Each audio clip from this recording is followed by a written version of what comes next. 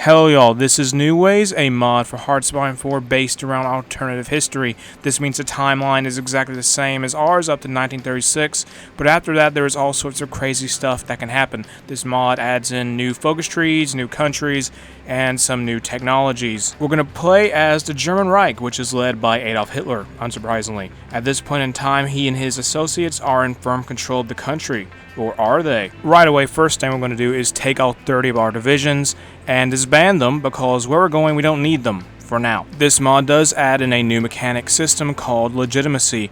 It is tied to the popularity of the ruling party.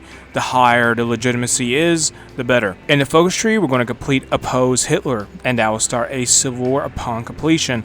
After the war is done, we'll do the focus, secure the new state. We're going to do to the Air Force what we did to the Army. By that I mean it's going to be disbanded out of existence. In the production tab, we're not going to use any of our military factories for the time being, though that said, we'll leave the dockyards alone. The Wehrmacht officers challenge Hitler. This event signals the start of the civil war between the monarchist and the fascist. We're now going to play as the German military junta. Our country leader has a pretty good trait, and as for our national spirits, we have bitter loser, general staff, and country in civil war. There is 24 units in our army that may have just appeared for the civil war, and as for commanders, we have more than enough generals, and on top of that, there is 2 field marshals. Let's get a chief of the army, which will be pretty crucial to have for the conflict.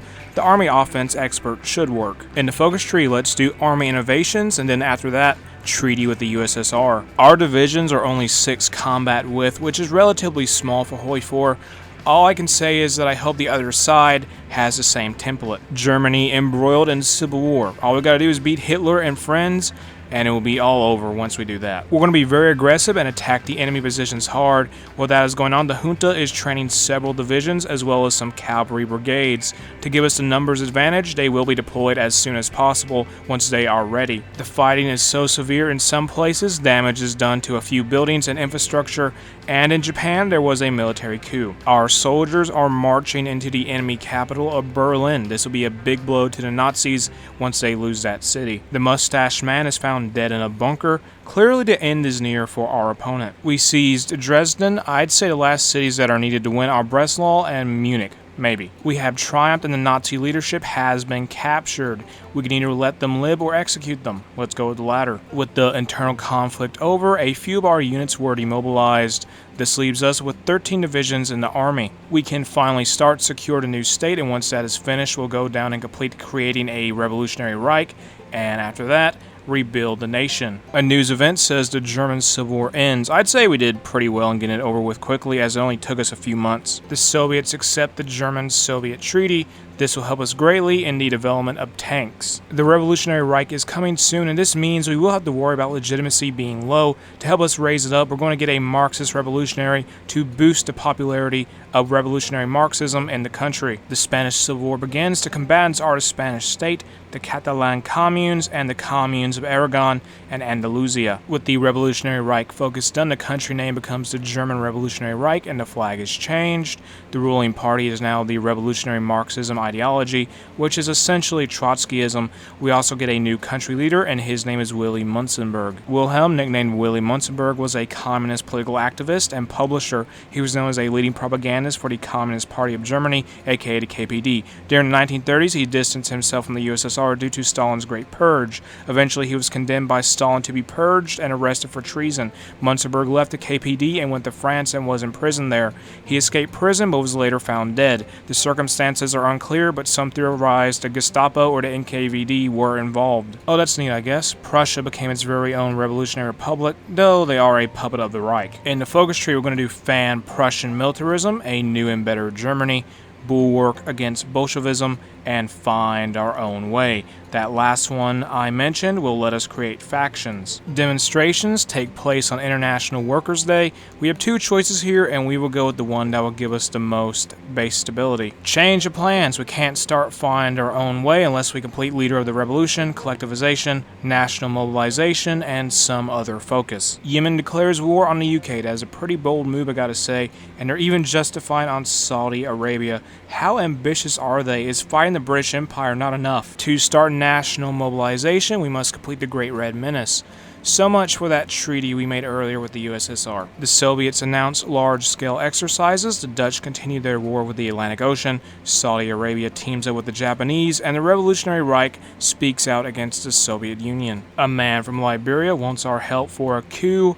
Sure, why not? What can go wrong? Poland is seeking Baltic cooperation. I'm interested in seeing how this plays out for them. Someone wants to join our faction, and it's Phalangist Bolivia, who is fascist. Okay, I mean, at least their leader technically has German in his name.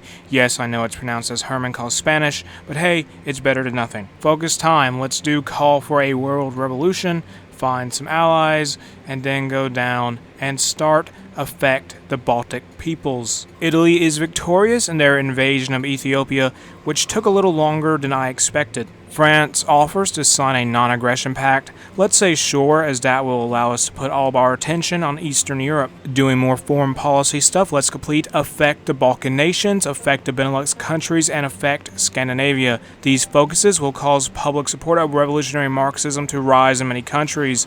After those are done, we will do anti-fascist diplomacy and influence on Austrian politics. Looking at the decisions tab, we have a whole section about intervention, and all this basically amounts to promoting the Revolutionary Reich's values in neighboring countries and starting civil wars. Developments on the European continent. The Spanish state declares war on Belgium. Good luck with that. And to our east, Lithuania and Danzig have joined Poland's faction. The Pact of Rome is formed. It is a faction that consists of Italy, Hungary, and Austria. This might cause problems for any plans that involve the Austrians joining our side. We actually turned down Bolivia's request to join the European International, and it's probably a good thing as they are fighting Paraguay, who is a member of the Allies. Norway will be invited to join us, and as for our intentions to influence Austrian politics, yeah, we're going to have to put that on the shelf. To our south, the Balkan Union, especially Yugoslavia, battles the Pact of Rome for control of the region, and for whatever reason, Romania joined the Asian Anti-Communist Treaty. Up in Scandinavia, the Winter War of this world takes place, and it seems the situation doesn't look very good for Finland. Norway accepted our invite. This means we get a new member for our faction. In the focus tree, let's do intervention in Spain, influence of Portugal, and decolonizing Portugal. That last one I mentioned will give us a few puppets upon completion. Let's start justifying a war goal on Poland, who at this point has Danzig and all the Baltic countries on their side. Looking at the faction map of Europe, you could say things have gotten a little strange. Apparently, Finland joined the Chinese United Front,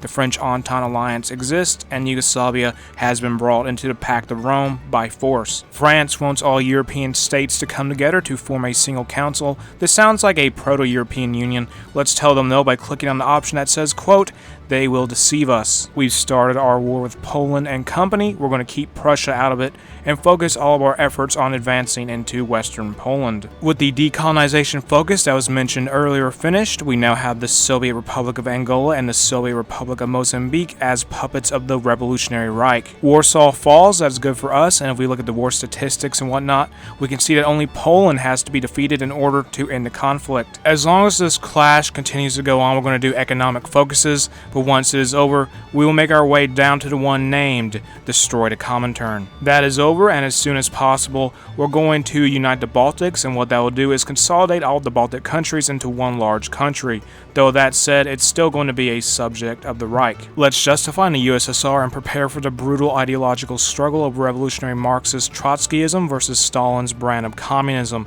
Also, I probably should mention that the Soviet Union is fighting in China at the moment. The first socialist war has begun, and thus so has our invasion of Russia, which I think has a good chance of succeeding as a good portion of our enemy's forces are occupied elsewhere. Some people want to unite all the Trotskyites into one fourth international. Sure, let's say yes, and that will in practice just change the name of our faction. The news says the world revolution is starting, and as for our war, our assaults are successful thus far, and the Soviets are losing ground. For reasons unknown to us, maybe it has to do with Czechoslovakia, the European Federal Union and the Pact of Rome are fighting one another, at least Hungary is. The other members of the Pact may be busy with the Allies because I see a Italian-occupied Greece. Leon Trotsky visits the German Revolutionary Reich. He could become the country leader of it altogether, but let's choose to just accept him as an advisor instead. The Baltics are united and the Baltic Revolutionary Republic now exists, and as for an update for our contest with the USSR, things have sort of slowed down for us,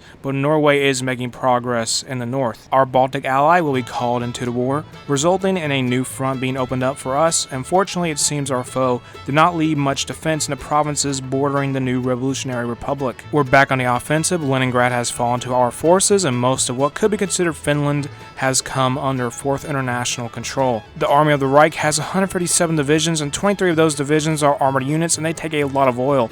All the oil used for them is essentially imported from Venezuela. Looking to the Far East, the Republic of China is just going nuts. They've taken so much territory of the USSR. Baku is captured, but something perhaps more interesting than that is that for some reason, besides there being a Spanish Republic, there is also now the Federation of Aragon and Andalusia. The Pact of Rome is almost dead. I guess fighting the 1940s EU and allies at the same time wasn't a good idea. We push onward into the USSR. The odds of us winning are increasingly in our favor as the war continues, and it shouldn't be too long before we do win. The Soviets capitulated, and now it is time for the peace conference. We got the most war score out of all the combatants, so let's have a little fun with this. What was done could be best described as dropping a vase on the floor and picking up all the pieces. Let's just say there is a lot more republics in the world now. Since we have gotten ourselves some form of access to the Pacific Ocean as a result of our actions, we will turn our attention to the Japanese Empire, who is in a pretty bad position as they have lost all their holdings in Manchuria and Korea. Japan is being nably invaded by the British. We might as well join in. This is actually going better than I thought. I guess the Japanese lost the majority of their fighting force overseas. Well, we did that and didn't get anything out of it. That's just how wars go sometimes. The German Revolutionary Reich was quite the experience. We went from fighting in a civil war to fighting Poland, then the USSR in a socialist war, which saw the victory of a revolutionary Marxist country over a communist one in an all-out battle. The video is going to stop here. If you enjoyed the mod, make sure to check it out in the description below. If you enjoyed the video, make sure to like and subscribe. Feel free to support the channel on Patreon or by becoming a channel member. Leave a comment. Have an awesome day. I'll see y'all later. Bye.